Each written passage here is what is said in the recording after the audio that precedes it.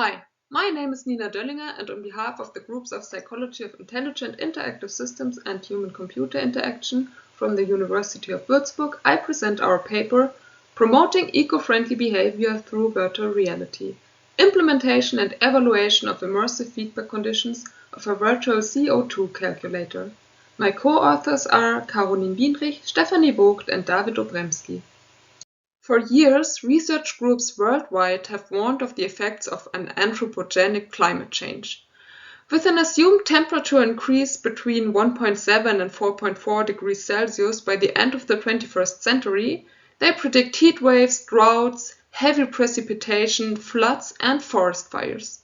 Despite the awareness of the topic and ongoing protests demanding robust measures for environmental protection, the climate goals set by policymakers may not be met.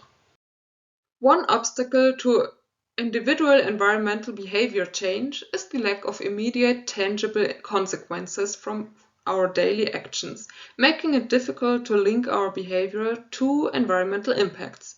Some interventions attempt to address this temporal barrier. For instance, CO2 calculators provide information on how much CO2 individual behavior generates, providing feedback on how one's consumption compares with others.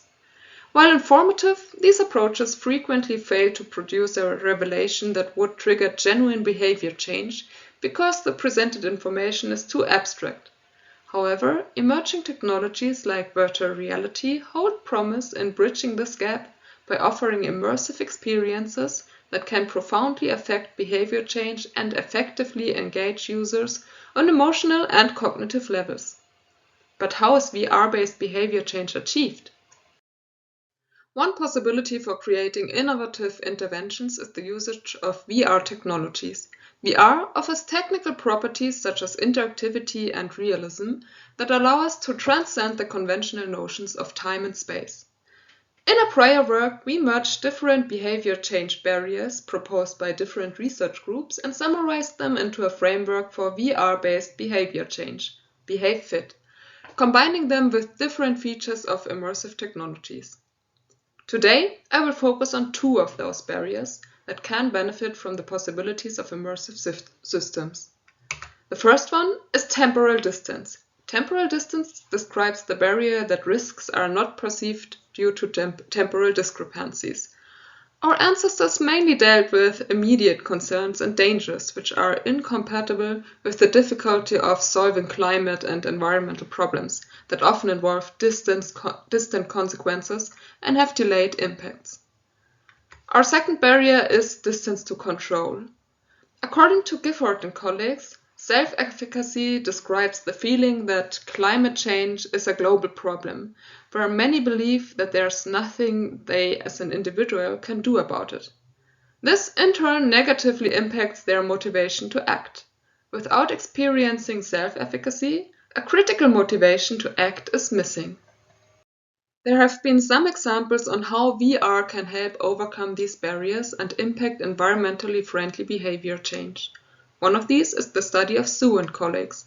They designed an experimental learning game in which participants received exaggerated feedback on their water consumption. The immersive feedback displayed their water consumption not numerically but in 600 milliliter water bottles. The authors found that subjects showed a significant change in cognition and behavioral intention via the VR application. However, they neither measured actual behavior nor self-efficacy. In a second example, Bailey and colleagues showed that the vividness of a VR visualization of a person's energy consumption positively affected their pro-environmental behavior, namely their use of hot water in reality. While not all of these studies evaluated self-efficacy or behavior, they underline the potential of VR in behavior change processes. So far, little empirical work has systematically implemented and evaluated immersive feedback methods that address the temporal decoupling of actions and effects.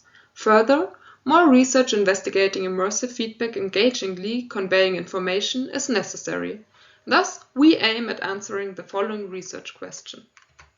How do novel ways of immersive data visualization and the temporal decoupling of actions and effects impact the user's environmental self-efficacy and intention for pro-environmental behavior change.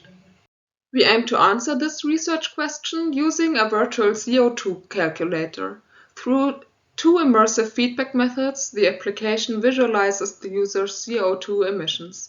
We measure two crucial predictors of behavior change: environmental self-efficacy and the intention to change behavior. The current work contributes to a theory-driven development and evaluation of two immersive feedback methods to set a baseline for changing individual environmental behavior.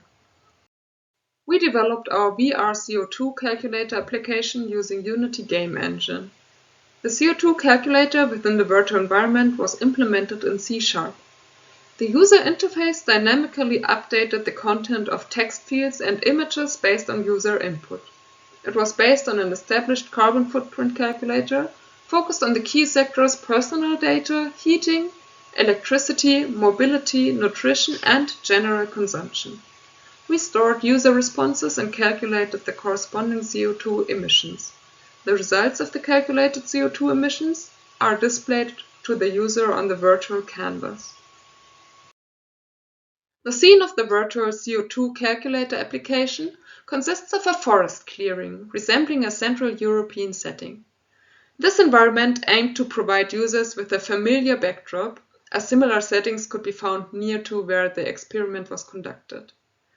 Thus, it enhanced their ability to relate the experiences and planned behavioral changes within the VR environment to the real world.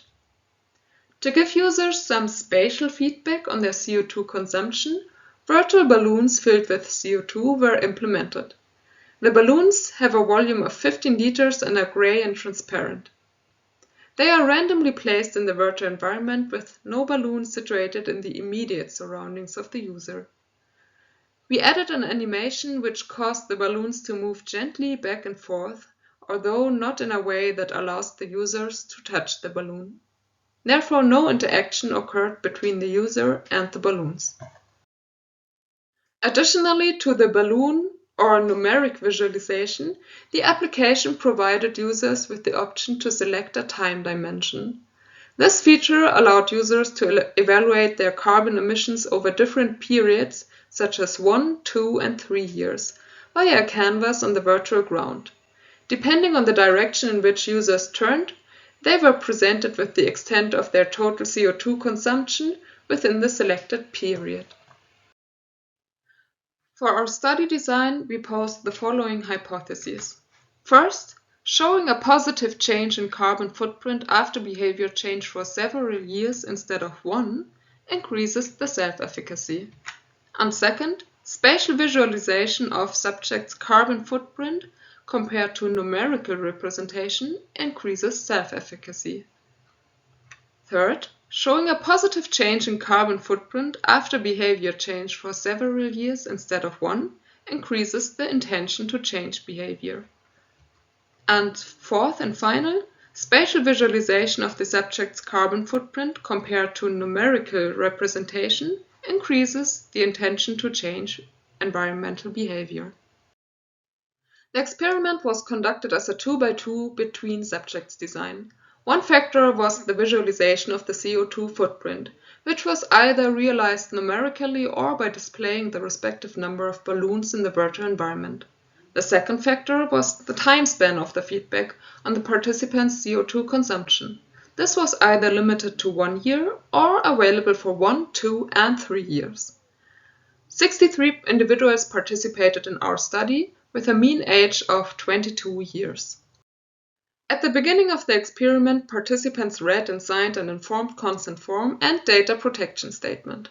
Next, they completed the pre-questionnaires, including demographic information, environmental self-efficacy, and simulator sickness. After that, participants performed the system's tutorial, familiarizing them with the virtual environment. They then opened the CO2 calculator, where in the first step, participants provided information about their current behavior in mobility, diet, consumption, and so on, and received feedback on their current CO2 footprint. In the second step, participants could indicate their intended behavior for the future and receive feedback on their planned behavior's potential impact. After completing, participants removed the HMD and answered the post-questionnaire, including environmental self-efficacy and simulator sickness. The study duration was 45 minutes, including about 20 minutes in VR. To investigate the impact of the feedback period and the visualization on environmental self-efficacy, we calculated a 2-factorial ANOVA. The ANOVA model revealed a significant main effect of the factor period of the feedback on the participants' environmental self-efficacy.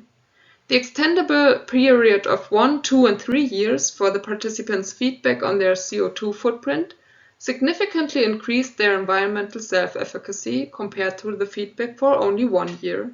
Hence, we accepted hypothesis 1. However, there was no significant main effect of the factor of visualization of the participants' CO2 footprint and no significant interaction of the two factors on the participants' environmental self-efficacy. Thus, we could not accept hypothesis 2. To investigate the impact of the feedback period and the visualization on intention for behavior change, we calculated a 2-factorial ANOVA. The ANOVA model revealed no significant main effect for the factor period of the feedback, the factor visualization of the participant's CO2 footprint, and no significant interaction of the two factors on the participant's intention for behavior change. As neither the increased period of the feedback of the CO2 footprint nor the spatial visualization via balloons led to a significant increase, we could not accept hypothesis 3 and hypothesis 4. In our study, using 3-dimensional balloons as feedback had no effect on self-efficacy nor the intention to change environmentally friendly behavior compared to numeric feedback in VR. There could be several explanations for this. Since we did not control the user's field of view, it is not guaranteed that all changes in the virtual environment were perceived.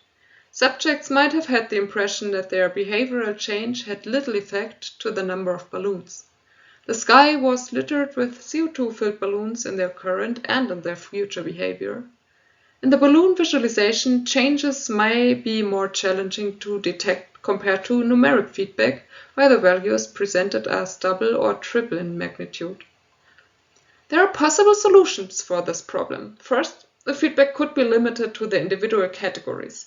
A separate presentation of the CO2 balance for mobility, nutrition, and consumption provides for smaller numerical values and thus for better differentiation of the number of balloons. Similar effects could be achieved with different colors if the coloring of the balloon differs depending on the category to which they belong. A second approach would be to rearrange the balloons. For example, the balloons could be placed closer to the user as CO2 levels increase, possibly even so close that individual balloons enter the personal space of the test subjects.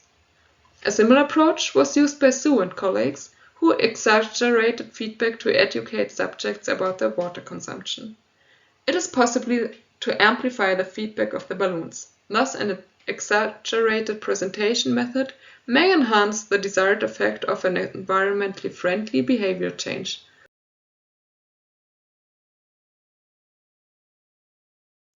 Here's a list of the literature used in this presentation. In summary, we implemented a virtual CO2 calculator including immersive 3D decision feedback over several time spans.